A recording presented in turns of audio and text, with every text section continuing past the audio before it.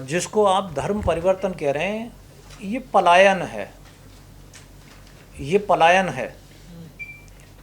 आपने जब पानी को गर्म करते हैं तो पानी के सतह पर नीचे जो पानी के अणु होते हैं जिनमें बहुत ज़्यादा आग लगती है, बहुत ज़्यादा तापमान हो जाता है, तो वो सतह को छोड़ करके भाप के रूप में ऊपर भाग जाते हैं।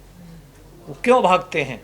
कि उनको ऐसा लगता है कि भाई यहाँ तो हम नष्ट हो जाएंगे, यहाँ हमारा वजूद ख़त्म हो जाएगा, इसलिए वो पानी की सतह को छोड़ करके भाप के रूप में निकल के भाग जाते हैं। और ऐसी कोई परिस्थिति, सामाजिक परिस्थिति का निर्माण किसी संप्रदाय में, मैं धर्म नहीं मानता हूँ इसको, तो हिंदू धर्म यहाँ पर नष्ट हो गया। हिंदू धर्म नहीं है। धर्म, अब धर्म की परिभाषा मेरे से सुन लीजिए। धर्म क्या है? दुनिया के एक बहुत अच्छे दार्शनिक रहे हैं विंसेंट पीले, उन्होंने कहा है कि धर्म विचारों में अनुशासन लाने का एक माध्यम है, उससे ज़्यादा कुछ नहीं है और उससे कम कुछ नहीं है। तो कोई भी धर्म क्या है, समझ गए आप? विचार कहाँ से पैदा होता है? विचार मनुष्य के मन से पैदा होता है। अगर आपका विचार अनुशासित है तो आपकी वाणी अनुशासित होगी, और जब वाणी अनुशासित है तो आपके शरीर का कर्म अनुशासित होगा, और जब विचार, वाणी और कर्म अनुशासित है तो आपका लोक व्यवहार अनुशासित होगा, और यही धर्म है। अगर सारी चीज़ें अनुशासन में होंगी तो कोई किसी के अधिकारों का हनन नहीं करेगा, और जब कोई किसी के अधिकारों का हनन नहीं करेगा तो सबके बीच में एक सौहार्द रहेगा, एक सबके बीच में तालमेल रहेगा, और सब सबकी शख्सियत का सम्मान करेंगे, किसी के अधिकारों का हनन नहीं होगा, और यही शांति होगी। किसी नर्क और स्वर्ग की कल्पना करने की आपको आवश्यकता नहीं पड़ेगी। और अब बात आती है कि संप्रदाय, धर्म एक है, धर्म एक है, बाकी सब पूंछ हैं। धर्म हिंदू, धर्म मुस्लिम, धर्म ईसाई, धर्म जैन, धर्म बौद्ध, धर्म सिख, धर्म यहूदी, सभी धर्म में से निकली हुई शाखाएं हैं। ये हैं संप्रदाय। इन संप्रदायों ने मानव के बीच में एक भेद की दीवार खड़ी कर दी है। धर्म ने नहीं की। धर्म शाश्वत है, सत्य है, धर्म सनातन है, धर्म सदैव जैसा था प्राकृतिक तौर पर, धर्म था, है और रहेगा। लेकिन संप्रदायों ने मनुष्य के बीच में भेद भाव की जो खाई पैदा करती है, उससे एक प्रतिस्पर्धा, एक प्रतिकार, एक प्रतिशोध की भावना लोगों के अंदर पैदा हो रही है, और इससे मनुष्य इससे आतंकित होकर के पलायन करता है। किसी भी संप्रदाय में जब किसी भी अनैतिक या अमानवीय प्रथा का प्रचलन किसी शक्ति के बल पर किया जाता है, तो मनुष्य एक स्वाभाविक भावना के तहत, जहां उसे प्राकृतिक आज़ादी, उसे प्राकृतिक स्वतंत्रता, प्राकृतिक सम्मान और सुकून मिलता है, मनुष्य उधर पलायन कर जाता है। तो जिसको आप परिवर्तन कह रहे हैं वो पलायन है, वो परिवर्तन नहीं है। परिभाषित करने की ज़रूरत है सही तरीके से। अब इसको और गहराई से समझ लीजिए। मैं इस विषय में कई बार इस बात को कह चुका हूँ कि अगर आप में इतना ही सौहार्द होता, आप में इतना ही धारण करने की धैर्य होता, और आप इतने कल्याणकारी होते, तो आपके बीच से यहाँ के सिख निकल के नहीं जाते। मूलतः हिंदू हैं वो, जिनको हिंदू कहते हैं, सिख निकल के नहीं जाते। इस देश के 100% ईसाई आपको छोड़ करके नहीं जाते। 100% यहाँ के मुसलमान, बाहर वाले मुसलमान नहीं है ये सब पलायन करने वाले लोग हैं। और जिनको बुद्धिस्ट कह रहे हैं वो भी 100% हिंदू थे, वो पलायन करने वाले लोग हैं। जिनको जैन कह रहे हैं वो भी पलायन करने वाले लोग हैं। आर्य समाजी एक नया संप्रदाय खड़ा हो गया है, वो भी पलायन करने वाले लोग हैं। इसका मतलब यह है कि आपके अंदर आकर्षण नहीं है, प्रतिकर्षण है, इसलिए लोग पलायन कर रहे हैं। और इसको परिवर्तन कहना ये अनैतिक है। कि बुद्धिज़्म पहले था या हिंदुज़्म पहले था, ये सवाल बहुत सालों से चल रहा है।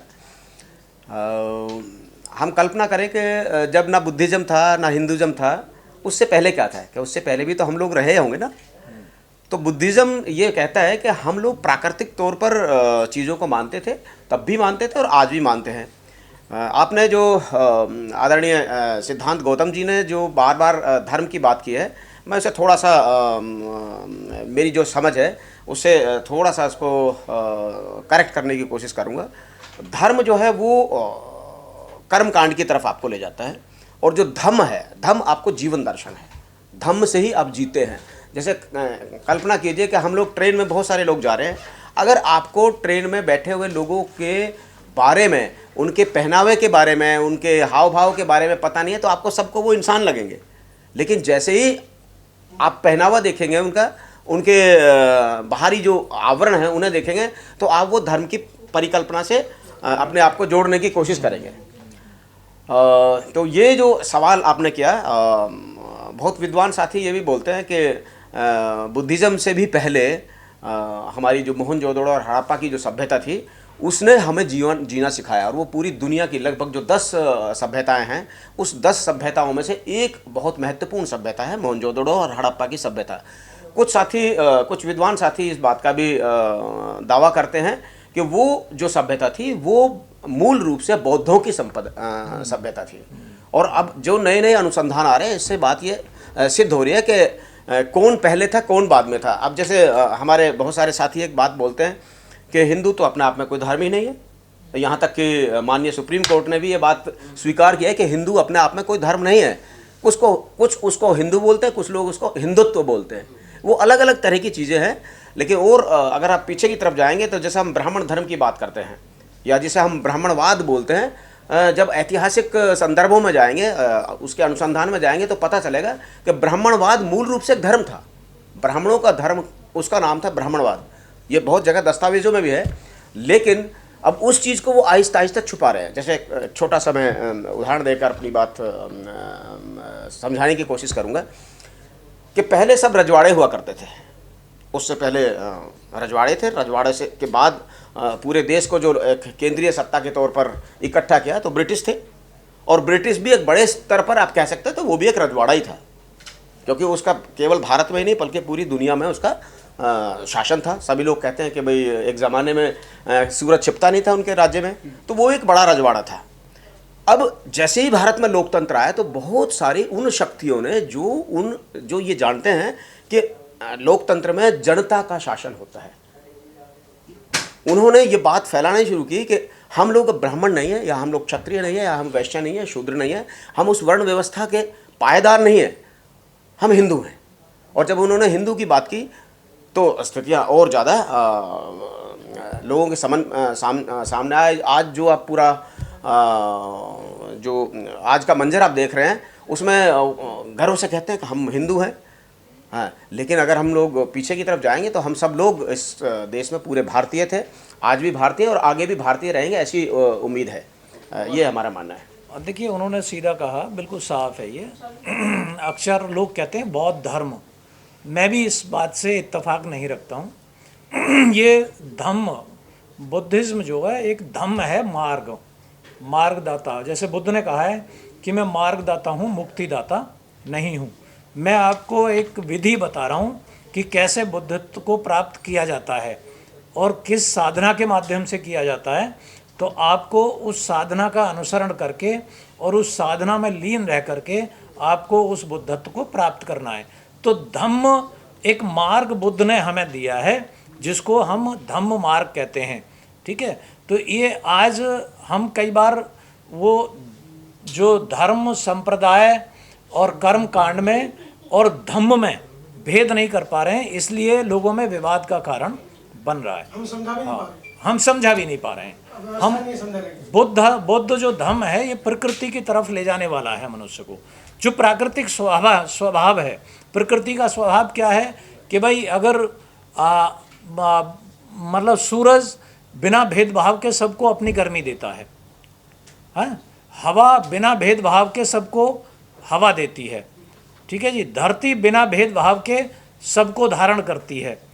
हाँ, पानी बिना भेदभाव के सबकी प्यास बुझाता है। तो ये आकाश बिना भेदभाव के सबको अपनी छत्र छाया में रखता है। तो ये भेदभाव रहित एक प्राकृतिक जीवन ही धम्म है। देखिए, बाबा साहेब ने सन 1956 में सम्राट अशोक विजयदशमी का दिन धम्म दीक्षा के लिए चुना था। इत्तेफाक से वो दिन उस टाइम पर 1956 में 14 अक्टूबर को पड़ा था, अशोक विजयदशमी का दिन। लेकिन इस बार वो दिन 12 अक्टूबर को पड़ रहा है। इसलिए ये धम्म दीक्षा का जो कार्यक्रम है नागपुर में 12 अक्टूबर को आयोजित किया जा रहा है, क्योंकि उस दिन अशोक विजयदशमी का दिन पड़ रहा है। सम्राट अशोक का हृदय परिवर्तन जब हुआ तो उन्होंने देखा कि भाई मानव का कल्याण एक धम्म के कल्याणकारी मार्ग पर चलने से हो सकता है, और जो भी हिंसा होती है या जो भी मानव के विकार हैं, ये मानव की मूल प्रवृत्ति के विरुद्ध हैं। अगर मानव मात्र का कल्याण होना है और इस संसार में सुख शांति कायम करनी है तो वो धम्म के मार्ग से ही हो सकती है। किसी प्रकार के राजकाज में जो हिंसा होती है या जो ईर्ष्या द्वेष कलह समाज में जाति धर्म के कारण फैला हुआ है, उस सब का निदान धम्म के मार्ग में है। क्योंकि धम्म का मार्ग सिर्फ ना तो धर्म का भेद सिखाता है और ना ही मानव के बीच में वर्ण और जाति का भेद करता है। वो मानव को केंद्र मान करके, मनुष्य को केंद्र मान करके और संपूर्ण मानवता के कल्याण के लिए वो कुछ सिद्धांत आपके लिए प्रतिपादित करता है, और उसका अनुकरण करने से ही मनुष्य का कल्याण हो सकता है। इसलिए अशोक ने ये धम्म दीक्षा ग्रहण करने से पहले बहुत सारे भिक्षुओं के बीच में जाकर के, बहुत सारे ज्ञानवान जो हमारे बौद्ध धर्म के विद्वान थे उनके बीच में जाकर के धर्म के बारे में बहुत गहराई से जानकारी ली थी, और उसके बाद ये निर्णय लिया था। देखिए, राष्ट्रीय बौद्ध महासभा, भारतीय बौद्ध महासभा या बुद्धिस्ट सोसाइटी ऑफ इंडिया, आप इनको अलग अलग परिभाषित ना करें। सभी बौद्ध महासभाएं हैं। बस ये है कि पहल इनमें से कोई भी करेगा, चाहे वो राष्ट्रीय बौद्ध महासभा पहल कर रही है तो बौद्ध महासभा के सभी जितने भी घटक हैं वो सब इस कार्यक्रम में अपनी पूरी शिरकत करेंगे। पूरे देश से लोग आएंगे और ये पूरे बौद्ध धर्म के अनुयायी, बाबा साहब अम्बेडकर के अनुयायियों का कार्यक्रम है ये। आपको मालूम है कि नागपुर क्यों पड़ा है? वो नागपुर जो है नागवंशियों की राजधानी थी। और नागवंशी कौन थे? देश के मूल निवासी जो प्राकृतिक जीवन में विश्वास रखते थे, जो प्रकृति पूजा में विश्वास करते थे और जो प्रकृति के समीप रहते थे। प्रकृति के समीप होना ही या प्रकृति में समाहित होना ही बुद्धत्व है। जैसे बुद्ध को प्रकृति स्वरूपा कहते हैं, जो प्रकृति के साथ 100% तालमेल बिठा लेता है वो बुद्धिज्म की तरफ अग्रसर होता है। तो नागपुर जो नागवंशियों की राजधानी थी और वहाँ पर मानव कल्याण के लिए वो काम होता था बिना किसी भेदभाव के, क्योंकि मूल निवासियों में कोई जाति और वर्ण का भेद नहीं था और ना ही किसी प्रकार के धर्म संप्रदाय का भेद था। वो सिर्फ प्रकृति में विश्वास करते थे और प्रकृति उनके लिए सबसे बड़ा धर्म था, इसलिए नागपुर को चुना गया है। देखिए, ये कार्यक्रम बहुत बड़े स्केल का है। इसमें अखिल भारतीय कार्यक्रम है ये, और 30 राज्यों से और 5 केंद्र शासित प्रदेशों से लोग वहाँ पर आएंगे।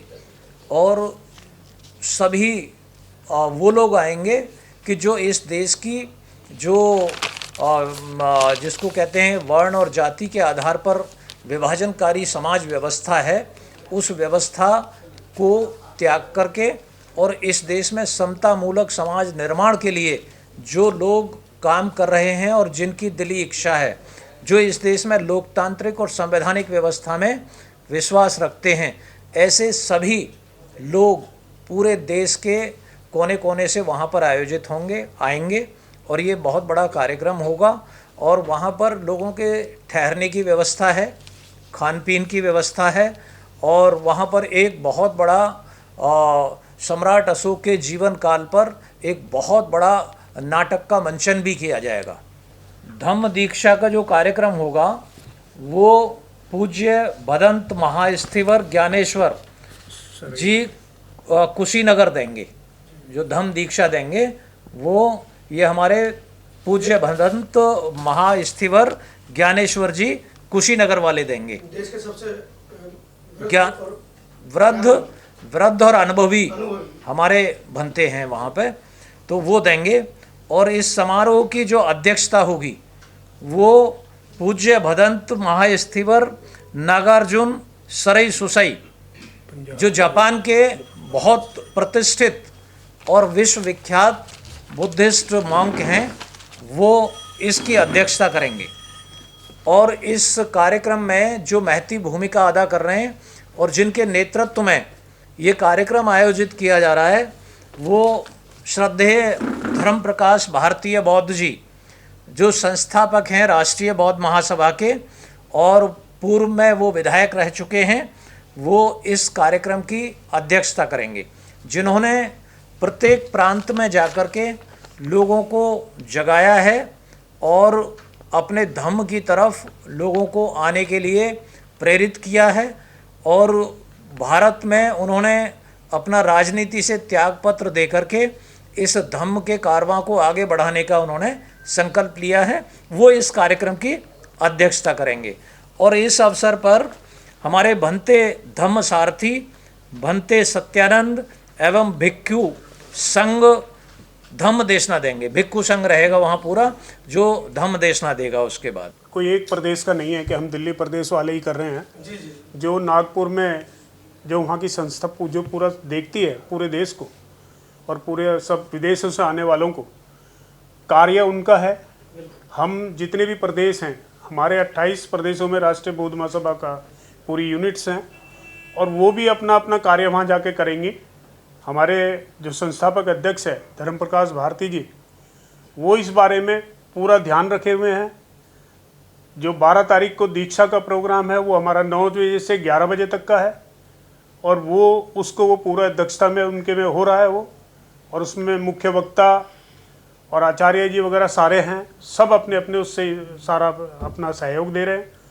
और जो दूसरे प्रदेशों से जो लोग आ रहे हैं उनके उसमें भी जो हमारे प्रभारी और अध्यक्ष हैं वो भी इसी कार्य में लगे हुए हैं। और जो आपने कहा कि भाई जो बाबा साहब के उसमें बढ़ावा जो किस तरह से हो रहा है, हम अपनी बताएंगे कि हम दिल्ली प्रदेश में अपने सामाजिक, जहाँ समाज की गलियाँ, समाज की बस्तियाँ हैं, समाज के लोग हैं या समाज के जो सरकारी लोग हैं, हम उनके बीच में जाते हैं। हमारे सब लोग अपने अपने तरीके से जा रहे हैं और हम उसी तरह से उनसे बात करते हैं। तो हम जहाँ जाते हैं हम एक चीज़ पूछते हैं, वो हमें 4 बात बताते हैं। तो इसका मतलब ये है कि हमारा जो समाज का बाबा साहब के प्रति या भगवान गौतम बुद्ध के प्रति बढ़ावा और बहुत अच्छी तरह से आगे बढ़ने का काम कर रहे हैं।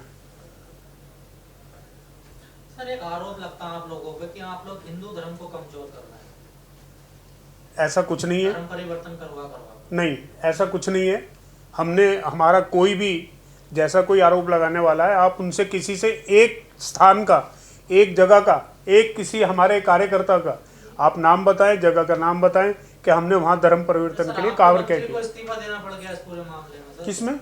इसी में बहुत दीक्षा दिलाने को लेकर। देखिए, वो एक पार्टी का मामला है।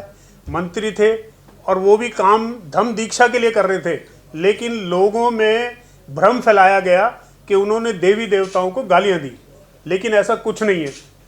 एक भी मुंह से उनके से गाली आज तक नहीं निकली। मैंने उनके साथ कम से कम 8 साल काम किया है, मैंने उनके उसमें अच्छा काम किया है, हमने सबने मिलके और समाज के लिए किया है।